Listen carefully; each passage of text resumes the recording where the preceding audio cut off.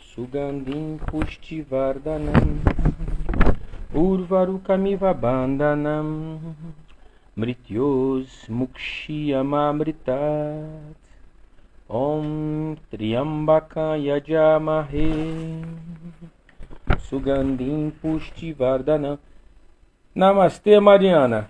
Harion. Tudo tranqui? Tá conseguindo me ouvir bem, Mariana? O som tá legal? Como é que tá? Puder, manda um sinal aí, se um joinha, se teu som tá legal. Qualquer coisa eu ajusto aqui para melhorar o som.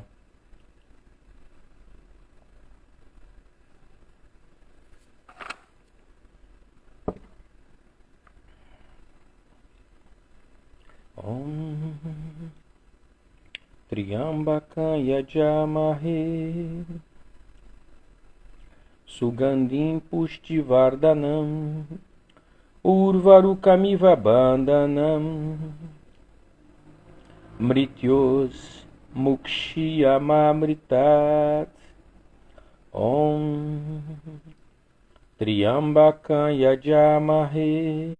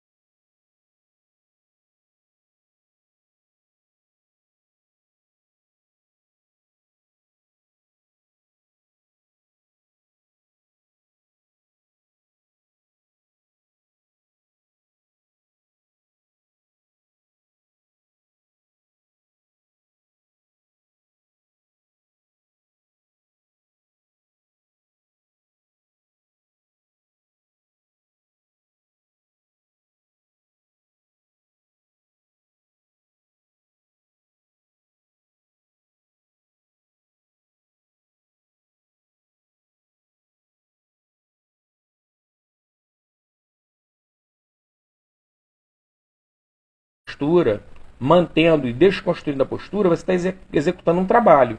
Legal? Só que toda vez que você fizer um trabalho, é adequado que você tenha um descanso. Então essa pausa que nós fazemos entre uma postura e outra é uma forma de você se observar e relaxar o que é para ser relaxado. Então isso é um ganho de consciência que a prática do asana, sendo feita dessa forma, vai nos proporcionar. E isso, essa pausa que nós fazemos dentro da aula de yoga, com o asana, nós vamos tentar reproduzir isso na nossa vida cotidiana. Então você não sai de um assunto e vai para outro. Você executa um trabalho, executa uma reunião, executa uma live, executa alguma coisa, e você para por alguns minutos para observar como é que você está em relação a fazer uma outra tarefa. Não é aquela coisa imediata. Essa pausa, ela é importante que ela passe a fazer parte da nossa vida cotidiana. Tá? Isso é muito importante. Nós estamos falando aqui de qualidade de vida, que é o que o yoga vai estar proporcionando a gente. Então essa leitura de pausa é muito importante. Tá? Tanto é que as pessoas, namastê, que as pessoas elas sentem necessidade de tirar férias porque elas não fazem pausa ao longo do ano. Elas emendam uma coisa com a outra, uma coisa com a outra. Então elas vão ficando exauridas e aí a pessoa chega num estado até lastimável no final do ano, falando assim, pelo amor de Deus, me dê férias. E aí com o yoga, com essa consciência corporal, essa consciência da pausa, nós vamos fazendo pausas ao longo do nosso dia. E o somatório dessas pausas, pequenas pausas ao longo do nosso dia, faz com que nós terminemos o dia descansados, física e mentalmente. E o acúmulo desse descanso faz com que eu entre de férias, mas por uma questão mesmo de regra trabalhista. Eu tenho que tirar férias ali na minha empresa, mas eu não preciso de férias, porque eu estou sempre de férias, estou sempre trabalhando. Por quê? Porque a pausa vai me dar esse tipo de descanso, tá? Então isso é uma coisa que, na hora que você começa a praticar asana, é muito importante que você tome consciência. Fazer asana dessa forma. Você faz um movimento e faz uma pequena pausa. Faz outro movimento, outra pequena pausa. Que é exatamente para você ir construindo essa nova rotina na sua vida, para que você possa reproduzir isso no seu dia a dia, tá? Com finalidade de você ter mais qualidade de vida e você relaxar aquilo que é para ser relaxado. Então não é o tempo todo tensão. Você pode ter tensão naquele momento que precisou e em seguida você percebeu a tensão e você relaxa. Mas para isso precisa de consciência corporal e autoobservação, tá? Um aspecto que nós vamos entrar agora é o seguinte: como nós estamos falando sobre o asana, nós vamos começar pelo tapete da prática. O tapete da prática, eu tenho visto pessoas falando sobre tapetes importados. Ah, porque, porra, tapete tal, tapete tal, tapete tal. Gente, olha só, tapete não faz prática. Quem faz prática é você.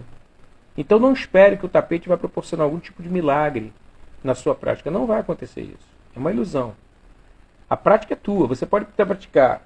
Não é adequado você praticar no piso direto, no chão direto. É adequado você botar uma toalha de banho, você botar uma canga, você botar um tapete desses de yoga de borracha, você botar um tapete comum, um tapete mesmo que tem em sala, tapete daquele estreito, sei lá, 2 metros por 80, 2 metros por 60, enfim, retangular. Funciona tranquilo. Eu fiz durante anos prática na minha casa com esse tipo de tapete, tá? Então não há necessidade de um investimento caríssimo em tapete, não. E você tem no mercado tapete de boa qualidade, tá? Agora tem que ver o tapete. Tem tapete também que é baratinho, mas é porcaria. Aquilo ali se desfaz rapidamente. Você lavou 2 vezes, pode comprar outro, porque não vai dar para aproveitar. Então você tem que ter um tapete em condições. Só para vocês terem uma ideia como é que isso é sério, se tratando de uma escola de yoga, como é o caso que eu tenho 2 escolas, né, uma na Ilha, outra na Vila da Penha, os tapetes da escola são trocados a cada 2 anos. Então, a qualidade desse tapete é muito boa, porque lá tem aula de yoga todo dia. É de segunda a sábado tem aula de yoga, várias pessoas fazendo. Entendeu? Então, a escolha de um tapete de qualidade é um investimento que você dilui com o tempo, né? Você dilui pelo uso que você faz. A gente está sempre limpando os tapetes, lavando, enfim. Agora, sobre o tapete ainda, é legal você escolher um tapete para aquilo que você quer fazer, tá? Então, por exemplo, para Hatha Yoga, um tapete de, sei lá, 2 metros por 60, satisfatório. O pessoal de Ashtanga, às vezes gosta de tapetes um pouco maiores para poder saltar, mas também tem que saber a área física que a pessoa dispõe. Às vezes a pessoa não tem muito espaço físico, então não adianta um tapete muito grande. E agora, a espessura do tapete é importante, tá? Então tem gente que fala assim, meu tapete tem 10 milímetros. O tapete de 3 milímetros, ele é muito fino. Então ele não vai dar um amortecimento no teu corpo, se você precisar apoiar um joelho, um cotovelo, tão bom quanto o de 5 milímetros dá. E o tapete de 10 milímetros, apesar dele proporcionar um amortecimento grande, tá? Ele vai ser difícil de você enrolar ele na mão para colocar dentro de uma bolsa, de um porta-tapete qualquer, tá? Ele é grosso demais, então vai ser difícil da pessoa fazer. Então tem que observar essa questão aí e para não ser apanhado de surpresa, tá? Então o tapete, na minha opinião, o ideal, que é o que eu uso na escola e até para o meu uso pessoal, é o tapete de 5 milímetros. Facilita enrolar ele e colocar e me atende satisfatoriamente bem. Se a pessoa tem uma sensibilidade de cotovelo-joelho percebida na prática, cara, investe numa manta, num cobertor, uma coisa assim que você possa usar para a tua prática. Naquele momento, naquela posição que você precisar, para dar um conforto maior, você usa a canga, o cobertor, a manta, o que for que você tenha idealizado, né? Então, sobre tapete, seria mais ou menos isso aí. A prática de yoga ela é feita de pés descalços, tá? As pessoas, algumas pessoas, elas tendem a querer usar meia. Olha só, os nossos pés, yoga é uma prática ligada à energia. Os nossos pés têm terminações, tá? Terminações nervosas e, consequentemente, energéticas. Só para você ter uma ideia, quando se fala a palavra chakra, que é um centro de energia, de acumulação e de distribuição de energia, cada articulação do nosso corpo tem chakra. Olha só, no dedo eu tenho 3. Tenho aqui, aqui e aqui. 3 articulações, são 3 chakras que eu tenho, só em um dos dedos. Então o que acontece é que quanto mais você tiver com o teu corpo exposto para ter contato com energia, melhor. Tá? Agora, muito importante você evitar colocar o pé em piso frio. Isso para o organismo não é bom. Tá? A friagem entra pela sola dos pés. Não é bom. Então isso é uma outra coisa muito importante. Quer dizer, toma cuidado, mas não tem necessidade de usar meia. A meia tem a preocupação muitas vezes de você sofrer uma queda, escorregar, alguma coisa do tipo. Tá? Então o pé no chão te dá uma sensação de firmeza maior e melhor para a tua prática ser mais segura. E detalhe, nas posturas de equilíbrio, parte da sensação que você sente nas terminações nervosas da sola do pé, que estão ligadas ao teu equilíbrio corporal, você vai perder, vai ter a inibição dela, por quê? Porque você está com a meia no pé, você está inibindo isso, entendeu? Mesmo que a meia venha com umas borrachinhas, tipo um antiderrapante, melhor se você puder praticar sem meia, tá? A roupa, importante ser uma roupa leve, tá? E confortável, permita fazer movimentos amplos. E o que acontece é o seguinte, se você está praticando na tua casa, cara, você pratica o mais à vontade possível. Se você vai para uma escola de yoga, você tem que procurar uma roupa que te dê conforto, mas ainda assim te mantenha numa certa compostura para você poder estar fazendo, porque são muitas as posturas, né? E isso é muito chato. Tanto aquela roupa apertadíssima, que termina atrapalhando até a circulação sanguínea, né? Dificulta e tudo, no sentido de fazer posturas, quanto uma roupa muito, muito folgada, elas terminam criando problema para você. Então as duas devem ser evitadas. Procure uma roupa confortável e que deixe você à vontade para fazer qualquer tipo de postura. Entendeu? Porque às vezes a pessoa fica inibida, a própria pessoa fica inibida em fazer uma determinada postura porque a roupa a expõe. Expõe sexo, enfim, expõe mama, não importa. Então é importante ter esse tipo de coisa para você não estar atrapalhando a sua prática, não estar comprometendo a sua prática. Né? Isso é importante. Uma outra coisa que é muito importante é com relação a ainda sobre essa questão das roupas apertadas, é o seguinte, o relaxamento físico tem uma íntima relação com o relaxamento mental. Tá? Então você, na hora de fazer o relaxamento final da prática de yoga, você talvez tenha dificuldade usando uma roupa muito apertada, entendeu? Uma roupa que te cria esse tipo de embaraço. Outro aspecto que é muito importante na hora da prática, de você tentar ter cuidado, é com relação a perfume. Tá? Uma coisa é um desodorantezinho leve, uma coisa assim. Outra coisa é um perfume forte, uma quantidade muito grande de perfume, porque tem praticantes que estão fazendo aula junto contigo e tem sensibilidade a cheiro, a odores. Né? Então você pode desencadear até uma dor de cabeça na pessoa, uma crise de espirro, enfim. Não é adequado também você estar levando esse tipo de perfume, né? Creme também entraria nessa questão, sabe? Se você vai fazer a tua prática, é melhor você passar o creme depois da prática, não antes dela. Sob pena de você estar praticamente ficando impossibilitado de estar fazendo qualquer tipo de pegada mais firme no teu pé, na tua perna, entendeu? Ou no próprio piso, você se sentir segura porque está usando creme. Então, creme é algo que tem que ser evitado. Tá? Uma coisa importante também é o seguinte, no yoga nós temos aqui uma dedicação. Olha só, o Wagner, a questão do suor excessivo é adequado o seguinte, você levar até uma toalha, sabe? Não tem problema nenhum. Leva uma toalha pequena, toalha de rosto, para você de repente se controlar o teu suor. É melhor do que você estar usando algum tipo de produto que possa até prejudicar você e que não vai trazer um efeito bem legal. Porque o que acontece é que durante a prática, a transpiração é uma forma também da nossa pele respirar, né? É uma forma de você trocar o calor interno com o meio ambiente, entendeu? Então, essa circulação de energia, ela é interessante, né? É interessante. Então é importante também não tentar inibir essa questão do suor, tá? Eu não sei se essa foi a sua pergunta, entendeu? Se não foi, tu pode perguntar. Aí eu entendendo, eu te respondo com prazer. Tá legal? Mas foi o que eu entendi.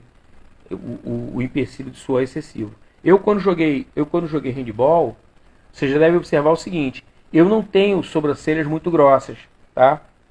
Então quando eu joguei handball, eu sempre transpirei muito na cabeça, tá? Muito.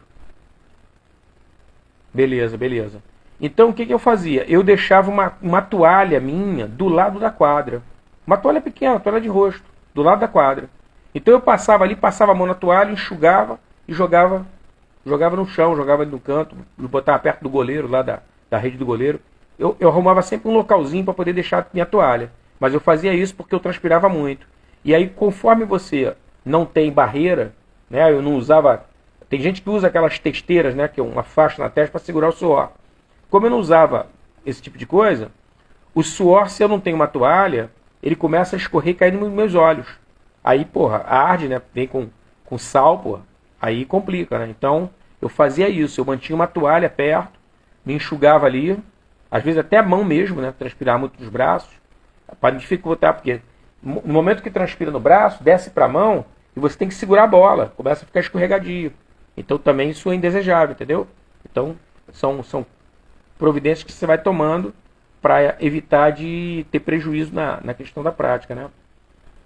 Agora, uma outra coisa importante, como eu estava falando sobre a questão das articulações, é o seguinte: é o uso de anel, pulseira, brinco, cordão, relógio. Isso é coisa também que tem que ser evitado, tá? Porque você muitas vezes, num movimento, você cria às vezes um estrangulamento, aperta, machuca a tua pele. E o que acontece? O machucar tua pele já tira a tua concentração. A tua mente já vai para a dor. Saiu do asana, vai para a dor. Saiu do que você estava fazendo em termos de concentração, de relaxamento, e vai para a dor. Então, esse tipo de distração tem que ser evitado, entendeu? Então, pega, deixa separadinho, anel, pulseira, o que for. Terminou tua prática, aí você coloca de volta e usa, sem problema nenhum. Agora, durante a prática, não é adequado você estar usando, tá? Uma outra coisa importante, agora, no aspecto da higiene, tá? Se possível, antes de você fazer a sua prática, você limpar os intestinos, tá? E a bexiga. Não importa se é de manhã, à tarde ou à noite a sua prática. Não importa, não importa. O importante é você não fazer a prática com vontade de urinar ou defecar. Isso é ruim. Então, o legal é você esvaziar e fazer a prática, tá? E é normal, gente. Acontece, tá? Ah, pô, Alexandre, eu vou fazer a prática e durante a prática eu começo a sentir vontade. É normal, a gente mexe muito estômago, intestino, sabe, abdômen. A gente trabalha muito esse tipo de coisa, né? Faz torção, flexão para frente, para trás. Então, esse material que está meio que parado dentro do organismo, ele começa a ser impulsionado para fora, tá? Então, é normal a pessoa sentir. Agora, como o ideal para a prática, o ideal é o seguinte: é você já iniciar a tua prática com o intestino vazio e bexiga vazia. Isso é o ideal. E uma outra coisa que eu também poderia aproveitar para falar para vocês é o seguinte: a ingesta de água é boa? É, mas não na hora da prática, tá? Uma coisa é você beber um golinho d'água porque você às vezes tem uma secura. Cara, eu fico com minha boca muito seca, não tem problema nenhum, bebe um pouquinho de água. Por que eu estou falando isso? Eu vejo muitas pessoas chegam na escola de yoga, aqui na ilha pelo menos, que é onde eu tenho mais trabalhado, chegam com garrafinhas. Isso é um hábito da ginástica, da educação física. Então elas trazem essas garrafinhas com a ideia de beber.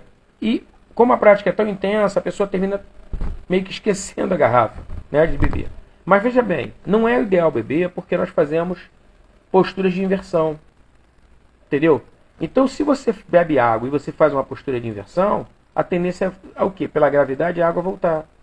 Então, você começa a criar um desconforto para a tua prática por conta de ingesta de água durante a prática.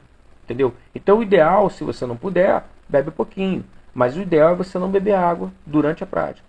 Tá? Deixa beber, depois que terminar a prática, aí você bebe. É melhor.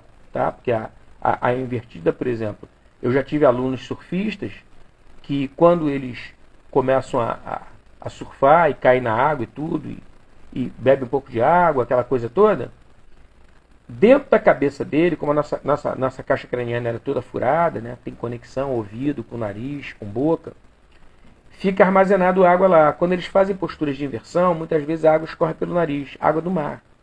Isso acontece. Então, não é diferente. A água que vai para o nosso estômago, se ela estiver no meio do caminho, e olha, ela não desce rápido não, ela vai descendo devagarzinho. Se você for fazer a postura de inversão, Sarvangasana, Shirshasana, a tendência dessa água é voltar. Tá? Então, puder evitar, é melhor. Outra coisa,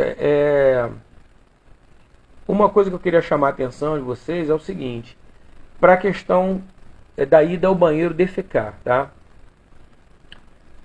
Na Índia existe um ditado que fala assim: intestinos sujos são o solo fértil para toda e qualquer doença. Então, por esse tipo de comentário, você já vê que a questão do intestino sujo realmente é muito sério. Então, prisão de ventre, ficar 2, 3 dias sem ir ao banheiro, cara, isso aí é um problemão. É um problemão, tá? Que pode e deve ser resolvido com alimentação, ingesta de água, prática mesmo de asana, prática de exercício físico, se for o caso. Agora, é muito importante não deixar acontecer isso. Você ficar com prisão de ventre. Não é bom. E vê bem, para você ter um parâmetro, porque já teve alunos, estou falando, conversando com alunos e fazendo palestra também. Ah, professor, eu vou todos os dias ao banheiro. Tá. Quantas refeições você faz no dia? Refeição principal. Ah, eu tomo café da manhã, pouquinha coisa. Eu almoço, tomo um lanche à tarde e eu janto. Então, vamos juntar o lanche à tarde com o café da manhã? Vamos transformar numa refeição? Tem a do meio-dia e tem a da noite. Se você fez 3 refeições naquele dia, você tem que ir 3 vezes ao banheiro. Defecar. Ah, mas defeca pouco, não importa. Você tem que defecar. Se você não defeca só uma vez, você já está sofrendo de prisão de ventre. Entendeu? Então isso é uma coisa para se pensar, porque essa não colocação das fezes para fora vai fazer com que as mucosas do nosso intestino absorvam fezes e joguem no sangue. É mais ou menos como se você pegasse o lixo da sua casa, aquilo que você vai descartar, e você espalhasse na sala. Daqui a pouco você tem como visitante na sala mosca, rato, enfim, barata. Então, esse processo de eliminação ele é contínuo. E isso tem uma relação com o estilo de vida e de alimentação que nós fazemos. Tá? Porque o nosso metabolismo não é só comida. Nosso metabolismo também é nossas emoções, nossos pensamentos. Tudo é metabolismo. Então, à medida que eu vou ajustando isso, e por isso é que eu toquei na questão do yama e niyama, bem no início da live, falando que o ideal seria começar por yama e niyama, tendo uma compreensão da ética do yoga, né? O que ela nos orienta, era exatamente por conta disso, de você começar a ter mais controle sobre o seu estado emocional, porque ele vai influenciar no teu metabolismo. Tá?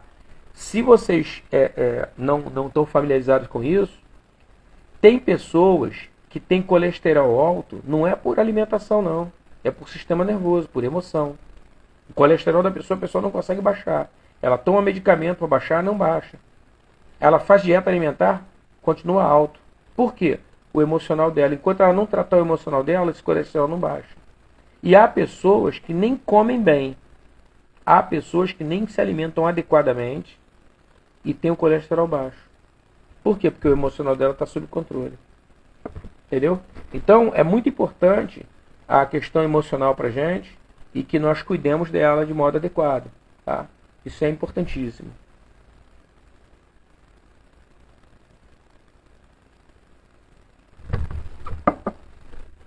Agora, um outro aspecto importante é no tocante à respiração. As pessoas, já teve até uma aluna que me perguntou, me pediu para fazer um vídeo, tá, explicando por que se respira pelo nariz e não pela boca no yoga. Na realidade, existem respirações no yoga que são feitas pela boca, só que elas são muito específicas, tá? Como é o caso de Shitali, Shitakari, tá? Que são pranayamas refrescantes. Agora, de um modo geral, se respira somente pelo nariz. Por que que acontece isso? O sistema do nosso nariz, ele é anatomicamente preparado para fazer a respiração. Se vocês observarem, existem cílios, cabelos dentro do nariz. Isso não é casual. Os cílios, eles seguram, namastê, seguram muitas partículas que estão suspensas no ar para que elas não cheguem aos nossos pulmões. Entendeu? Então ela segura. Outra coisa que o nariz proporciona que a boca não tem são vasos. Você vê que uma pessoa que leva uma pancada no nariz, o sangramento é rápido. Por quê? É muito vascularizado, tem muitos vasos sanguíneos na região do nariz. E qual é a vantagem disso? O aquecimento do ar. Essa pessoa não vai respirar um ar frio, ela vai respirar um ar aquecido. Aquecido a quê? A temperatura do corpo. Tá? Então isso é uma coisa importantíssima. Outra coisa é o seguinte, a nossa mucosa nasal, ela tem uma certa umidade. Então é importante que ela nem esteja muito úmida e nem seca, mas uma umidade ajustada. Para quê? Ela umedecer esse ar que está sendo respirado, para que ele chegue em condições boas para os pulmões. Entendeu? Então, a boca não dispõe desse tipo de mecanismo. Por isso é que o adequado é você respirar pelo nariz. Aí surgem perguntas que falam assim, poxa professor, e quando eu estou nadando? Você está num outro ambiente. Nós não passamos o tempo todo nadando. Então, quando você está num outro ambiente, você muda a respiração. Você passa a respirar pela boca. Senão você não vai conseguir fazer certo tipo de nado. Entendeu? Agora, fora do ambiente aquático, nariz. Tá? Então isso é uma coisa importantíssima. E tem um detalhe, né? Quando nós falamos em termos de respiração, nós não estamos falando apenas de oxigênio. Tá? Nós também falamos de oxigênio. Mas basicamente, o ar que nós respiramos, ele é rico numa energia chamada prana. Então ele é formado de prana, por isso que quando você respira, você na verdade está captando essa energia para dentro de você. E quanto mais longa for essa respiração, eu não sei se vocês já fizeram esse tipo de experiência, de ficar a maior parte do dia respirando profundamente. Cara, isso dá uma paz em você absurda. Você fica calmo, fica assertivo, sabe? Fica bem, fica muito bem, fazendo respirações longas, profundas pelo nariz, né? Várias vezes do dia, ao longo de vários momentos do dia. Então, esse trabalho de cuidado com a respiração, ele é de fundamental importância no sentido de você ser uma pessoa mais energizada ou menos energizada. Então, a vitalidade da pessoa está mais relacionado à maneira com que ela respira do que com que ela come. Tá? Fica a dica aí. Toma cuidado com tua respiração. Se possível, alonga ela. Respiração curta, tipo soluço. Já viu a pessoa que respira assim, ó? Curtinha. Essa respiração, quando a pessoa, por exemplo, precisa fazer um pequeno esforço. Subir, por exemplo, 3 andares de escada. Tá? Pequeno esforço. A pessoa se sente cansada. Muito cansada. Por quê? Porque a respiração dela é insuficiente. Tá? E existe uma outra questão da respiração profunda, que é o seguinte. Quando nós respiramos de modo inadequado, pela boca, ou respiração que eu falei do soluço, curtinha, nós vamos criando na base dos nossos pulmões uma coisa chamada ar residual. Esse ar residual é um ar que ele não é trocado com a parte externa. Ele não troca.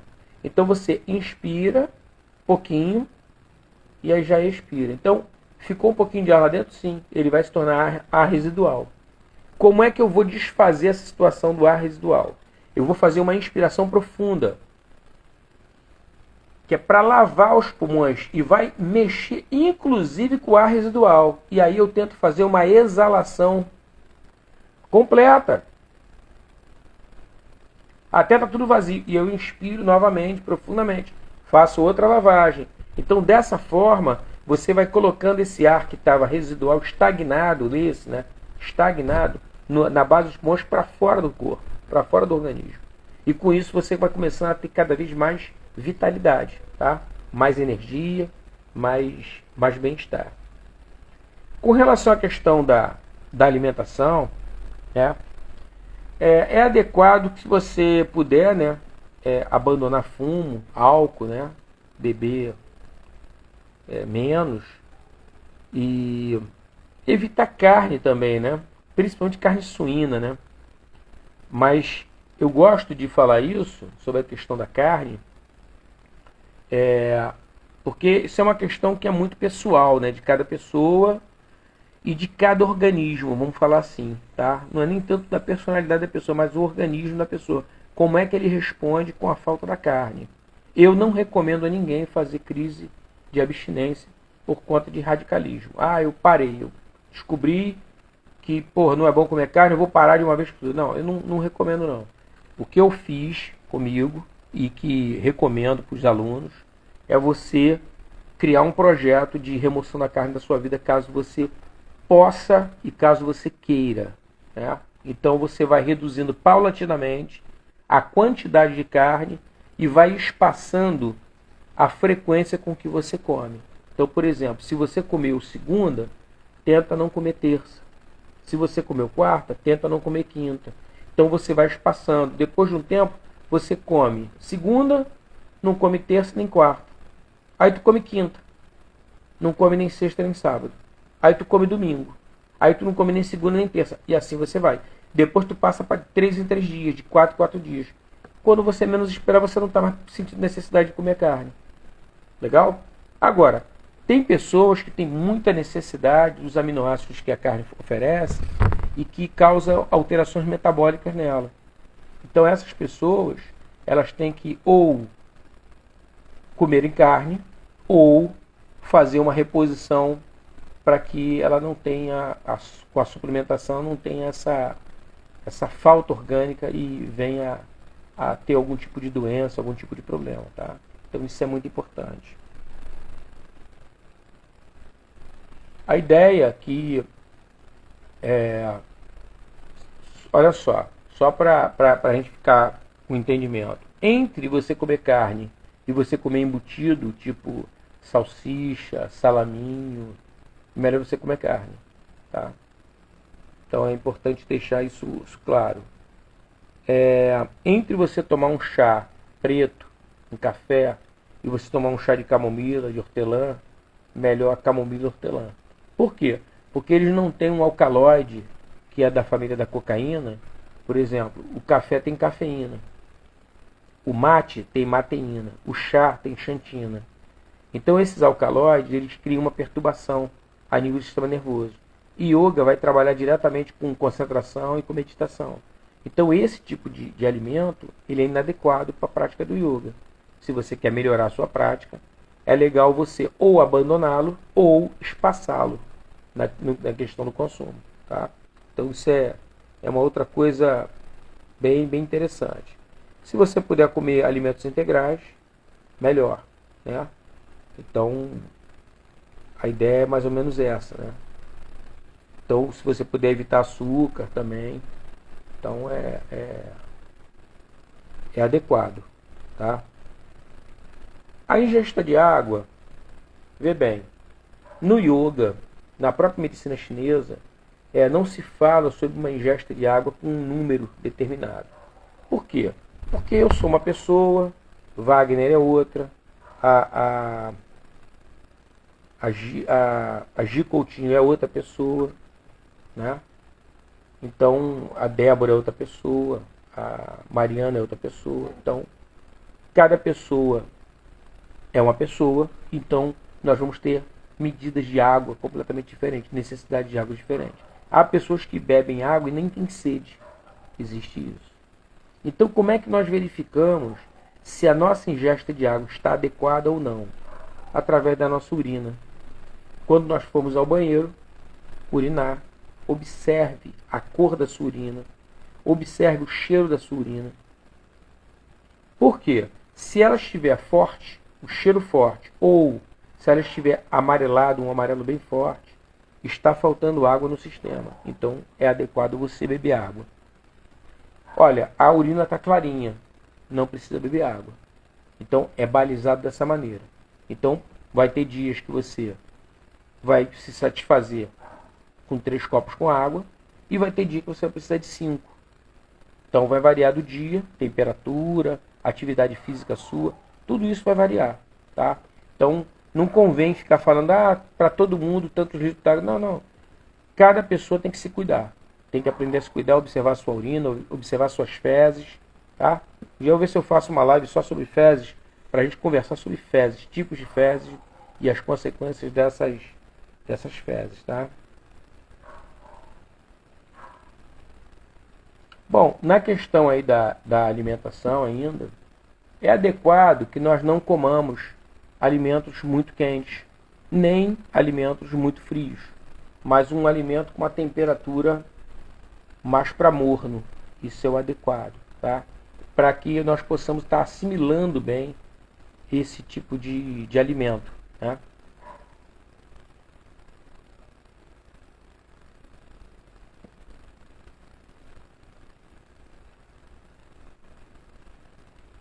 E outra coisa, o alimento quente e o frio, eles têm uma tendência a danificar nosso aparelho digestivo, a começar pelos dentes. Então, por isso é que aquela água misturada, ela é mais adequada, tá? Que nós bebamos. E a própria digestão, se você, por exemplo, desenvolve o hábito de comer bebendo, ingerindo um líquido junto, o que está acontecendo aí quimicamente falando? Quimicamente falando, você está diluindo o ácido clorídrico do teu estômago, que é ele que vai te ajudar a fazer a digestão daquilo que você mastigou. Então é interessante que você faça uma moagem, moa o alimento que está comendo. Para tirar a prana dele, você tem que perder sabor no alimento. Então você vai mastigando, mastigando, mastigando, e você só vai engolir quando não tiver mais sabor naquele bolo alimentar que você ingeriu. Tá? Então essa que é a questão. Se você bebe líquido junto, você dilui o ácido clorídrico, e a tua digestão, que era para ter sido feita em 40, 50 minutos, ela passa para 1 hora, 1 hora e meia.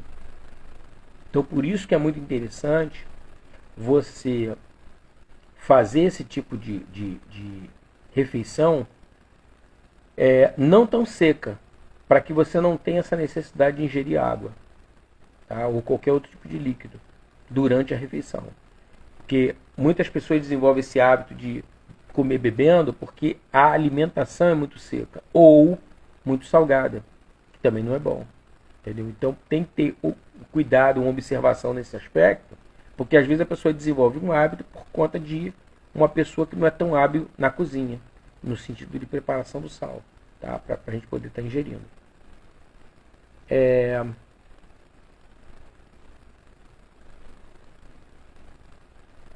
Em relação à questão da digestão, né? Que a mastigação é importantíssima, porque a digestão vai começar pela boca. É muito importante, né, tá chamando a atenção disso, porque isso é uma coisa que eu observo cada dia mais. As pessoas, por conta até da aceleração, da ansiedade, elas têm uma tendência a mastigarem pouco, né, como se estivessem perdendo tempo ao mastigar. Então o que acontece? Se a pessoa faz uma mastigação inadequada, ela vai fazer o estômago dela trabalhar mais, desnecessariamente, só porque ela não cumpre o papel dela com os dentes, moendo e assimilando aí algum líquido, um nutriente líquido que tenha sido oferecido na refeição. Agora, muito cuidado com isso, tá? Farinha, comida muito seca, toma cuidado com isso, para não te dar essa necessidade de estar ingerindo líquido junto. Legal?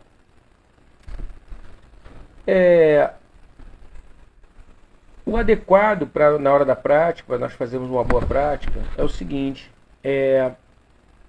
se você vai fazer uma refeição leve, é adequado que você faça essa refeição leve, tipo assim, comer não é um hambúrguer, um cheeseburger, não. Uma coisa leve, um sanduíche de queijo, uma coisinha leve, tá? 1 hora antes da tua prática, 1 hora. Se você vai sentar para comer um prato, você está com fome, tudo, é teu horário de almoço, é adequado que você separe 4 horas até você ir lá fazer a prática. Então, É importante ter isso em mente para que você não tenha um mau aproveitamento na prática, porque já aconteceu com alunos de não fazer esse tipo de cuidado e durante a prática ficam arrotando, ficam afrontados, ficam com dificuldade de executar, porque a produção de gases no nosso organismo ela é quase que constante, constantemente estamos produzindo. Então o que acontece é que a pessoa vai ficando afrontado porque esses gases que estão sendo produzidos é decorrente de uma má alimentação. Ingerir líquido na hora errada, com a pessoa errada, que é o, o, o nosso amigo. Então, é muito importante que nós tenhamos isso em mente sobre a questão da alimentação, para que nós não criemos nenhum tipo de armadilha atrapalhando a nossa prática, tá? E o que acontece é o seguinte, os dois melhores horários para você praticar, de um modo geral, são de manhã e à tarde, tá? Tanto asana quanto pranayama. Mas na falta disso, você pode praticar em qualquer horário, tá? Então isso também é importante o aluno que está começando saber, para ele se situar e se organizar e poder estar praticando junto com o professor dele, tá? Então isso é adequado. Bom, gente, eu queria saber se vocês têm alguma pergunta, quisesse fazer alguma pergunta. Já está chegando para o final da live. E alguma coisa que vocês tenham reparado que poderia contribuir, completando aí o que eu já expus, seria muito bom, muito bem-vindo, né? E aí também vocês participariam da live, que seria bem legal. Se quiser fazer uma pergunta dentro desse contexto aí que eu expliquei, ou até lembrando de algum outro tipo de vídeo que vocês tenham visto, quiserem perguntar sobre alguma técnica, algum tipo de prática, maior prazer.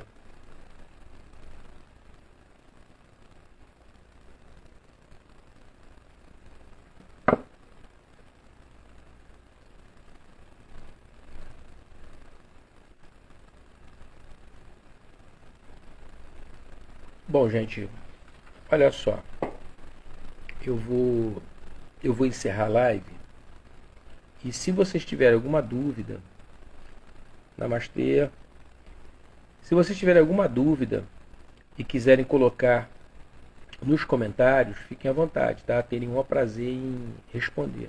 Porque às vezes acontece, surge uma dúvida depois da live, né?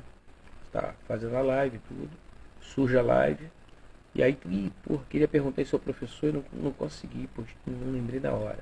Não tem problema nenhum, bota nos comentários que eu respondo, tá legal? E às vezes até ajuda um outro colega a tua dúvida, tá? Gente, muito obrigado pela presença. Eu vou ficar por aqui. Vou deixar gravado, tá? A live. E quarta-feira que vem, provavelmente eu já devo estar voltando com a live de saúde mental e yoga com a professora e psicóloga Andréa Matheus. Tá legal? Então, gente, muito obrigado pela presença. Namastê. Hariom.